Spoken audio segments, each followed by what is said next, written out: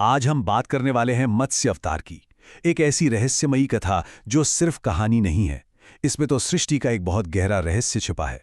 जरा सोचिए, क्या हो सकता है अगर बस एक नन्ही सी मछली पूरी की पूरी दुनिया को एक भयंकर प्रलय से बचा ले।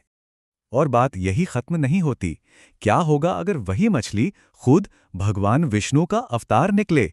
चलिए आज इस अद्भुत कथा की गहराइयों में उतरते हैं। तो इस कहानी की शुरुआत होती है एक बहुत ही धर्मात्मा राजा से और एक अविश्वसनीय रूप से छोटी मछली से। बात बहुत पुरानी है। एक महान राजा थे, सत्यव्रत मनु। वो एक दिन नदी में तर्पण कर रहे थे और तभी अचानक क्या होता है कि उनके हाथों में एक नन्ही सी मछली आ जाती है। और वो मछली इंसानी आवाज में बोलती है। वो कहती है, हे राजन, बड़ी मछलियां मुझे खा जाएंगी, मेरी रक्षा कीजिए। अब राजा का दिल तो करुणा से भर गया। उन्होंने फौरन उस मछली को उठाया और अपने कमंडल में सुरक्षित रख लिया। लेकिन इसके बाद जो हुआ वो सच में किसी की भी कल्पना से परे था।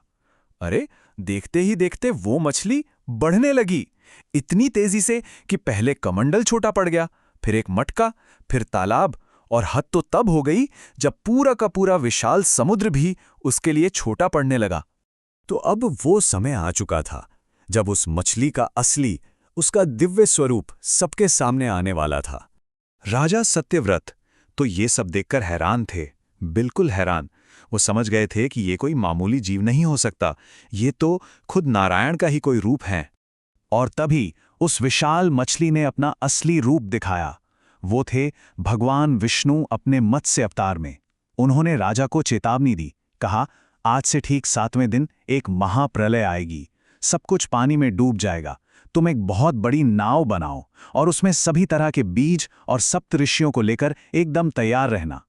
भगवान का आदेश मिला और राजा फौरन काम में जुट गए। और फिर वो दिन आ ही गया, महाप्रलय का दिन। भगवान की बात सच साबित हुई। समुद्र ने अपनी सारी सीमाएं तोड़ दीं, जोरों की बारिश होने लगी और देखते ही देखते पूरी की पूरी पृथ्वी पानी में समा गई। हर तरफ बस विनाश ही विनाश था। लेकिन राजा सत्यव्रत अपनी नाव के साथ पूरी तरह तैयार थे। जैसे ही प्रलय शुरू हुई, भगवान मत्स्य अपने विशाल रूप में प्रकट हुए। राजा ने झट से नाव को भगवान के सींग से बांधा और फिर भगवान उस नाव को खींचते हुए सृष्टि के बीजों को उस महाविनाश से सुरक्षित निकाल ले गए। पर रुकिए, ईश्वर के इस अवतार का मकसद सिर्फ जीवन बचाना नहीं था। नहीं, इस कहानी का एक और बहुत जरूरी हिस्सा अभी बाकी है। हुआ ये कि प्रलय के समय जब ब्रह्मा जी सो रहे थे, तब हयग्रीव नाम के एक ताकतवर असुर ने वेदों को चुरा लिया। सोचिए, ज्ञान का सबसे बड़ा स्रोत अब बुरी शक्तियों के हाथ में था। तब भगवान विष्णु ने अपने मत्स्य रूप में ही उस दुष्ट असुर का अंत किया। उन्होंने वेदों को उससे छुड़ाया और वापस ब्रह्मा जी को सौंपकर दुनिया में ज्ञान के प्रकाश को फिर से स्थापित कर दिया। तो इस पूरी अद्भुत और दिव्य कथा से हमें क्या सीखने को मिलता है? इसका सार क्या है? संकट के समय में ईश्वर हमें क्या संदेश देना चाहते हैं?